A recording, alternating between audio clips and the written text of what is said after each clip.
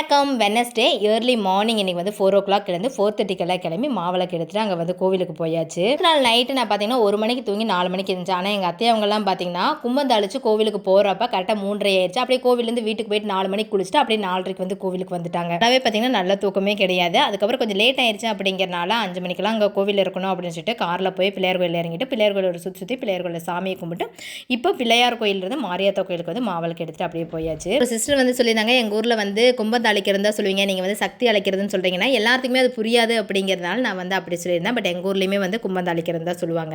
பார்த்துட்டிங்கன்னா 7 ஊருக்கு வந்து சேர்ந்தது. அதனால் ஃபஸ்ட்டு ஊராக பார்த்தீங்கன்னா எங்கள் ஊர்லேருந்து தான் வந்து மாவிளக்கு போகும். அதுக்கப்புறம் அடுத்தடுத்த ஊர் மாவிளக்கு வந்து வரும். இல்லை ஒரு 6:30க்கெல்லாம் மாவிளக்கு வச்சு சாமி கும்பிட்டு வீட்டுக்கே வந்தாச்சு. எந்த ஊர் அப்படின்னு சொல்லிட்டு நிறைய பேர் கேட்டிருந்தீங்க. இது தாராபுரம் பக்கத்தில் தாசரவட்டி, பக்கத்தில் வந்து குடிமங்கலம் இருக்கும். இந்த திருவிழா பார்த்தீங்கன்னா ஜூன் 2, 3 நாள் அப்படிங்க ஆரம்பிச்சனால ஸ்கூலெல்லாம் ஸ்டார்ட் பண்ணிட்டாங்க. அதனால் நிறைய சொந்தக்காரங்க வந்து மிஸ் ஆகிட்டாங்க. நானுமே மாவிளக்கு எடுத்துகிட்டு காலைல சாப்பிட்டு ஒரு 11 மணிக்கெல்லாம் வந்து ஊருக்கு கிளம்பிட்டேன்.